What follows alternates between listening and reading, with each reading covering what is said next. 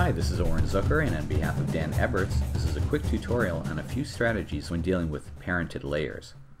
Some special care needs to go into working with them. I'm going to create a dodecahedron using the Create 3D Shapes tool, which is available on AE Scripts, to help illustrate some of the basic concepts involved. It's made of a null object with a number of solids parented to it. I'm going to make them transparent, add a few lights, and a background, which I'm going to lock so it won't be involved in the MotionMonkey build. I have four basic options on how to approach this. Pre-comp them, leave them as is, lock the parent, or lock the child layers.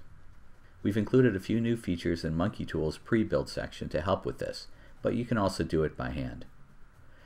I'll set MotionMonkey to a scale up and a spin on its y-axis. The first approach is to pre-comp them individually. I'd recommend this for the most control. Pre-comp each parented object before the MotionMonkey build. You can also do a build within those pre-comps if you want. Then bring them all into the final composition and collapse them. And then build a new MotionMonkey animation.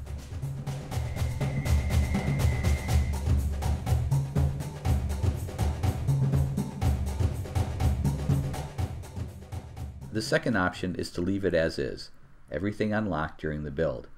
MotionMonkey will break the parenting, resulting in the null itself being animated by MotionMonkey, but it'll just basically act as any other layer. This might be the best way to go about working with multiple parented objects if you don't need to mess with it after the build. The end result will be all the children animating on. The third option is to lock the parents. Since the children are unlocked, they animate on while the null really doesn't do anything. But you can always go back and parent the master control layer to the original null and control everything from there.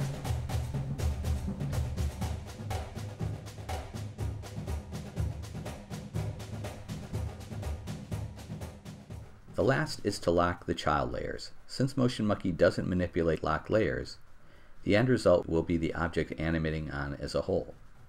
But none of the sides will be able to transition in.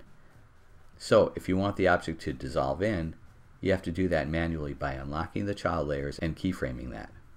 One last thing to consider, if you want to undo the animation, using MotionMonkey's undo will lose the original parenting, so it might be best to use AE's native undo, Command Z on a Mac, Control Z on a PC.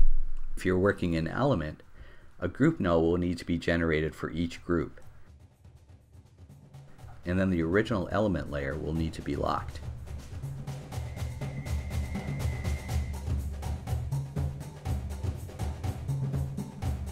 Hope that helps. Please post your work and send us your feedback. We'll be working on adding some new features soon and would love to hear from you.